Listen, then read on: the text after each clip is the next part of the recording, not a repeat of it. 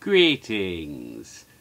Now it's dark and scary, and it's time for Dr. Jimmy to go ahead and resume, finally, Halloween Horror Nights history, and the history of Halloween Horror Nights 17, the Carnival of Carnage. Oh, it's been too long. Too damn long. Oh, technical difficulties are now a part of history. Good. Now let me see if I can remember all the way back. Well, before we go into that, there's a couple of things I wanted to bring up. Way back when I talked about Halloween Horror Nights 8, Primal Scream, and Halloween Horror Nights 9, Last Gasp, I showed you the lovely doubloons I had collected from the parades those year. And I also showed you a doubloon that I got from ICU, Halloween Horror Nights 11, in 2001. And both of those were lots of good fun. And of course I had a buttload of those doubloons in 2001 because I was actually in the parade that year, if you recall, as a guest rider on the parade float. But, pardon me, I didn't get one in 2000. I told you how I wanted one, but I didn't get one. And the first doubloon I ever got was in 2008. I didn't get any from the preceding year parades, and it was always one of my laments. Well, I have to share with you now a 2007 Halloween Horror Nights parade doubloon. On the front it has little Igor nom-nomming on an eyeball, and it reads Halloween Horror Nights, just Halloween Horror Nights, doesn't give the year, and it shows little Igor nom-nomming away on his delightful ocular treat, backwards of course, sorry about that. And over here we have the back, we have the gargoyle on the globe of the Universal Globe at the arch. Halloween Horror Nights, it says Universal Studios, Florida. Very strangely, it does not identify the year at all in these early doubloons. But you know it's Halloween Horror Nights 7 because there's Igor. And this is the doubloon from the year 2000, which is very important because it's the inaugural debut of an icon. There we have wonderful Jack the Clown. It reads on here, Halloween Horror Nights 10, 2000. And on this side, we have a different view of a gargoyle on the globe and the arch. Slightly different. And Halloween Horror Nights 10, 2000. Interesting on this one. Compare the two images of the gargoyle and the globe. On this side. You notice that if I can turn it so you can see them, they're quite different. On this one, you see that they're coming at a different angle, and the moon here is embossed. It actually sticks out. It seems to be, yeah, like a little pimple on the coin. Very interesting. Alright, enough wasting time about that. Let's get back to Halloween Horror Nights 17, 2007. And I'm trying to remember an ancient history really many years ago. Well, it was only a couple months ago really, in October or whenever it was, when I posted my last Halloween Horror Nights 17 video. I was talking about Jack's Funhouse in Clownovision, and I went to great detail about it, but that whole part of the video got cut off. That was part of the reason it's been so long, and now I'm back. Well, now I can go back to Jack's Funhouse in Clownovision at last. Damn that house! It seems to be cursed. It keeps keeping me from finishing my videos. Yes. Jack's Funhouse in Clownovision. Yes, these are the actual Clownovision glasses from 2007. These are not the new ones from the past year. And you can tell because they do not have anywhere on them any marking saying Halloween Horror Nights on the outside, but on the inside it says manufactured by American Paper Optics. If only for viewing chroma depth 3D images. Do not look into the sun with glasses. God, no, you go blind. Those are the actual Jack the Clown, the actual Funhouse, Jack's Funhouse and Clownovision glasses. Okay, Sprung Tent 2. I'm pretty sure that's the same tent that the year before had, no, wait a minute, was this the first year of the Sprung Tents? No, this was the second year of the Sprung Tents. Yes, the year before, it had been the location of People Under the Stairs, of course, back in 2006. Most recently, Sprung Tent 2 had the Edgar Allan Poe house, Nevermore, The Madness of Poe. So we know which house we're talking about now. Yes, that's the Sprung Tent. And it was a nice little fun house. It was similar to other fun house houses that had been at Halloween Horror Nights in the past. Like,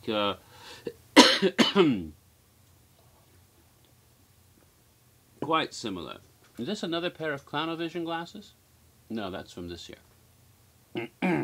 And so you had brightly colored effects and clowns, and the thing that my little quibble with the house, in previous houses that Jack had owned, like his original house from 2000, there was a real hero Jack in the house. I mean, you know, like the icon you meet on the street, if you met in the street in 2000, like the one that was in the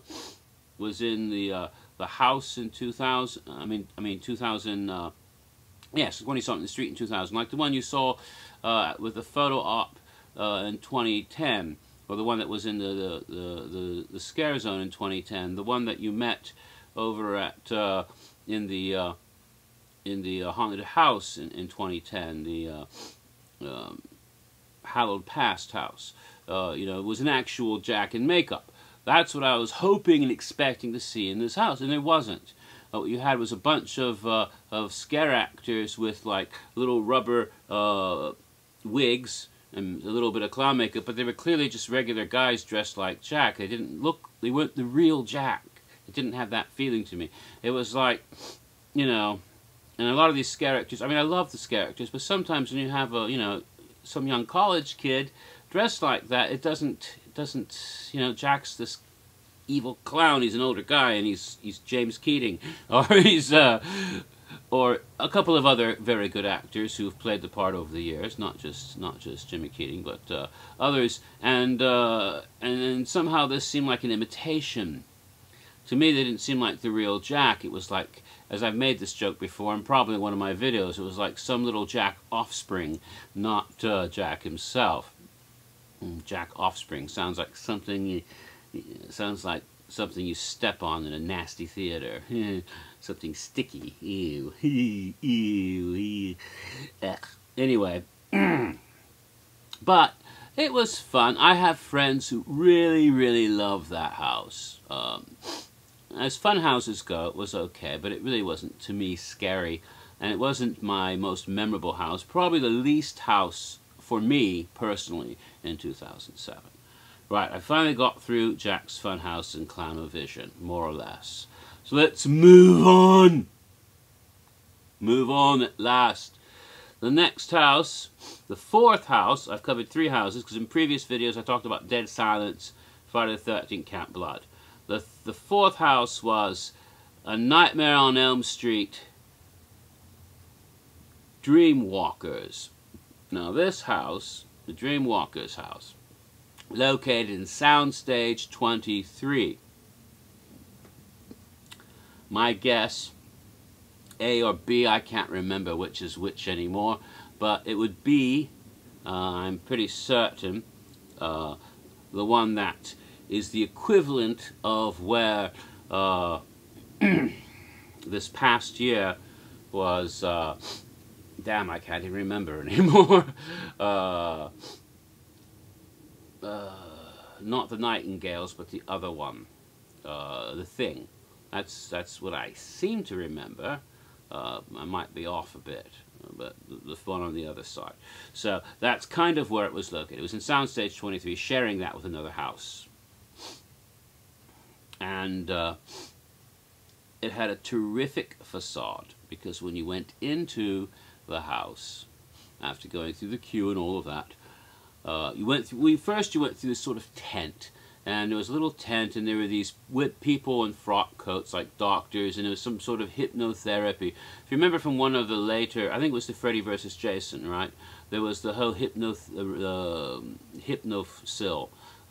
drug that was supposed to keep you from having bad dreams or dreaming at all. And this was something similar to that, and they were supposed to spray you with this, but of course there was something wrong, and instead of not having dreams, it would put you into a dream state while you're awake, so you're a dream walker. In other words, while you're walking, running through the house, you're in the dream world already. And when you went through into the sound stage, you came into the facade, which was the Nightmare on Elm Street house. The house at, what is it, 1334, 1446, I can't remember the numbers. It's been a long time since I saw the movies, but you go into the, you know what house it is. It's Nancy's house, basically, from the first movie that has been throughout the various films as Freddy's house. And you go in there, and it's of course dilapidated and ruined, and there's a little kid's tricycle out front, and the whole majestic Freddy Krueger house is there. Beautiful facade. One of the first really awesome facades at Halloween Horror Nights where you really felt like you were in the movie. Oh my God, they did an awesome job. You just look at this thing. And you go in there and enter the house, going into the dreams, and you're going into that first room where you have the, the stairs and all of that. But what happens, though, is I thought they should have those creepy little kids running around singing 1, 2, Freddy's Coming for You. Somebody told me they did, but I just didn't run into them. Nevertheless, when you went into the house, you found yourself in Johnny Depp's nightmare, where the room turned upside down in the bedroom, and then he was in the bed in blood, but the blood isn't there, but it's a room sort of sideways. Now the first time I went through, I didn't recognize the room, and I didn't realize that's what it was supposed to be, and I couldn't quite figure that room out. And then you go through the actual bed, because it's on the wall. It's not turned upside down, but sort of sideways, and you actually go through the hole in the bed that Johnny got sucked into, and the blood spurted out. That's actually what they were trying to go for. And I didn't get that the first time I went in there, and so I was confused by that room. And then you go through many different, you go into like the hospital room for the sleep clinic, and the people are in their beds and they're trying to wake up, but they can't, and then Freddy starts popping up, and the most effective is the boiler room sequences, of course, where Freddy's after you, and there's some strobe lights, and it was very gnarly in there. But I sort of was disappointed the first time I went through. On subsequent goings through, I got suddenly, oh, wait a minute, I know what this is. And then I got what was going on, and I began to appreciate the house more, and I began to love it more. Still, I like the Friday the 13th one better, but the Nightmare on Elm Street was, it grew on me after subsequent walkthroughs. All right. Now, the Texas Chainsaw Massacre house, though, of the three, this was my personal favorite of the three New Line Cinema houses. The Texas Chainsaw Massacre house, flesh wounds, or was it fresh wounds?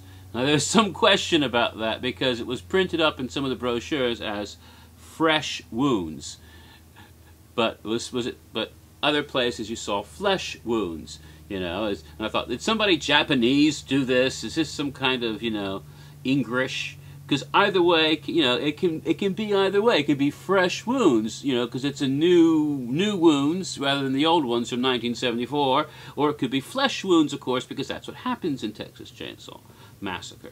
Of course, the Texas Chainsaw Massacre was the new Texas Chainsaw Massacre from the only a couple years before this. They had the remake, the reboot movie, Texas Chainsaw Massacre, and then Texas Chainsaw Massacre: The Beginning, which was the prequel, with the new Tom Hewitt version of Leatherface, as opposed to the original series from 1974 to the early 90s. It got increasingly bizarre with him becoming a drag queen in one of the movies.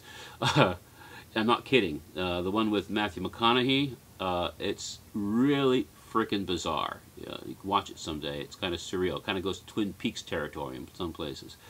But from the original one, his name was Bubba Sawyer.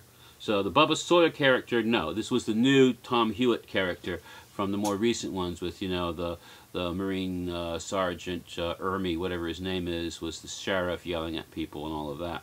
So it was that version of Leatherface, and they totally recaptured the look of the house and the facade. It was in the earthquake, or it was still the earthquake queue in those days, wasn't it? It wasn't disaster. No, it was disaster. By this point, it was no longer earthquake; it was disaster queue area. This will have to go to another part. See ya.